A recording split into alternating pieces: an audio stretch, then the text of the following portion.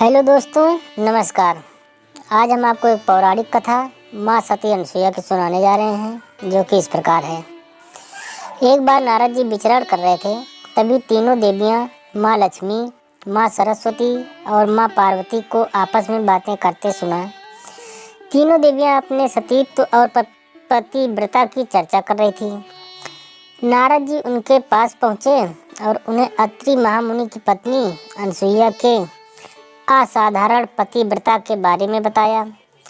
नारद जी बोले, उनके समान पवित्र और पतिव्रता तीनों लोकों में नहीं है। तीनों देवियों के मन में अनसुईया के प्रति ईर्ष्या होने लगी। तीनों देवियों ने सती अनसुईया के पतिव्रत को खंडित करने के लिए अपने पतियों को कहा। तीनों ने उन्हें बहुत समझाया, पर वे राजी नहीं हुई। इस प्रकार बहुत आग्रह करने पर ब्रह्मा, विष्णु और महेश ने सती अनसुईया के सतीत्व और ब्रह्म शक्ति परखने की सोची।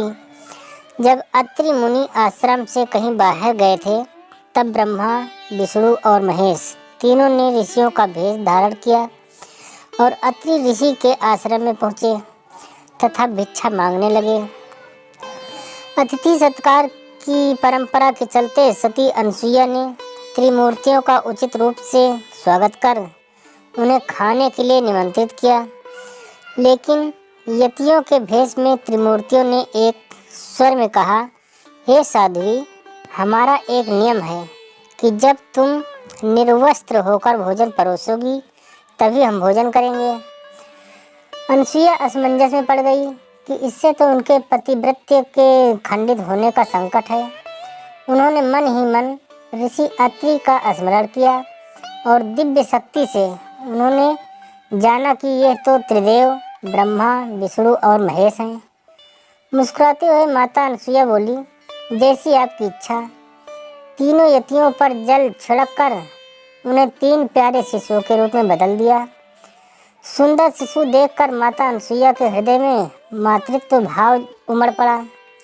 शिशुओं को स्तनपान कराया, दूध भात खिलाया, गोद में सुलाया। तीनों गहरी नींद में सो गए।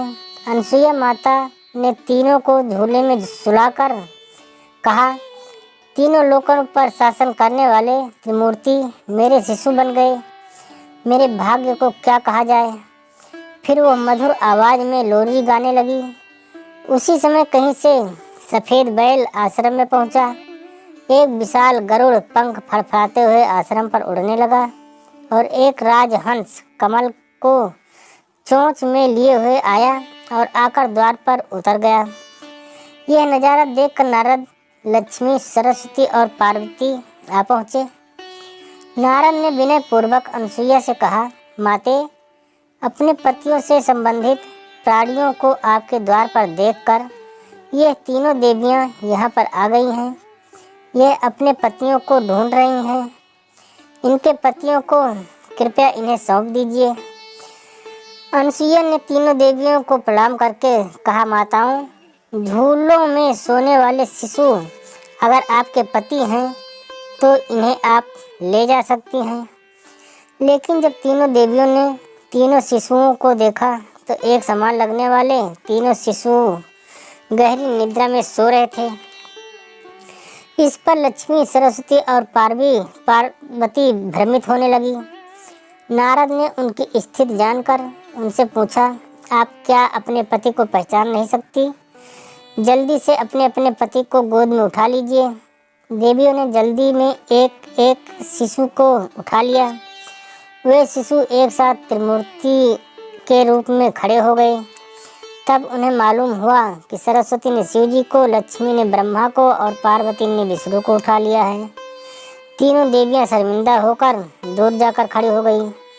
तीनों देवियों ने माता अनसुईया से क्षमा याचना की और ये सच में बताया कि उन्होंने ही परीक्षा लेने के लिए अपने पतियों को बाध्य किया था।